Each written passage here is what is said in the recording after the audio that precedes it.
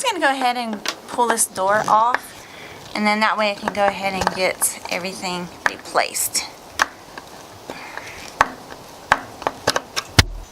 Okay, so it kind of fell apart. This piece came off, which was across here, so I'm probably going to replace a few pieces of wood. I also noticed where some of the wire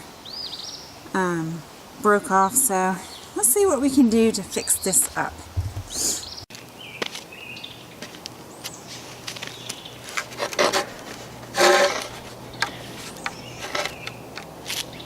After looking at this chicken coop door, I decided just to replace the whole thing because some of the wire's broken and a lot of the wood is kind of chipped away by the chickens and it looks a little rotten.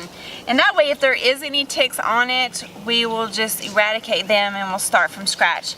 So I bought some 1x4s this time. The old one was made by 2x4s. Hopefully this will still hold up.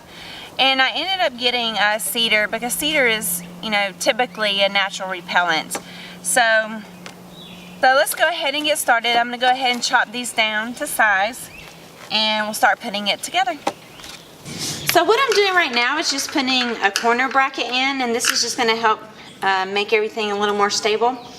And then I'll show you the back side how I put the screen in. So now I have all the corner brackets in. And I'm just going to turn this over so we can go over the mesh wiring, the screen. So what I did here with the screen is I got some washers and screwed it in. That way it kind of holds down the mesh wiring fence a little better.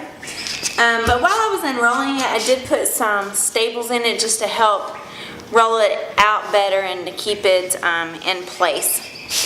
Also, you can see I use T-brackets for the back side to hold the pieces of wood together. Like I said, I'm trying to minimize the amount of wood on wood. So this is going to hopefully help with tick control. So you can see, show you all the way around here. So you can see my corner braces that are showing up on the other side and my T-brackets.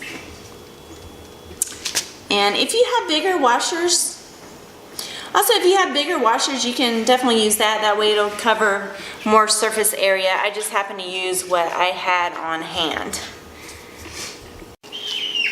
So I've got my board lined up, and of course, before you get started, make sure you choose, you know, the screw or nail that you want, and make sure it's long enough to go through the boards, but not too long where it comes out the other side. I know this seems very obvious, but sometimes when you're new to this sort of thing, you forget to think about that sort of stuff. So let me go ahead and get this secured.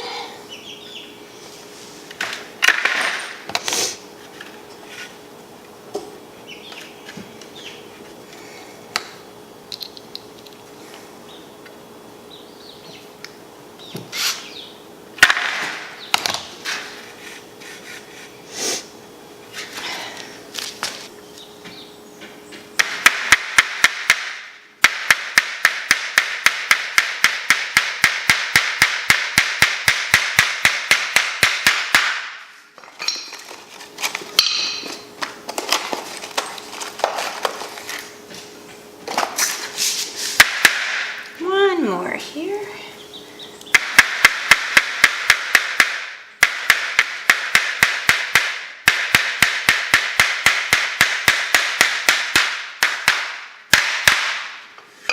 So what I'm going to do now is I cut this piece of scrap piece of wood at a 45-degree angle, and I'm just going to put it along here, and that way it just still gives it some more stability. And then after that, I'm going to put the locks on, and then put it back on the chicken coop and put the hinges in, and hopefully we will be done. So let me make sure I get it lined up good right here.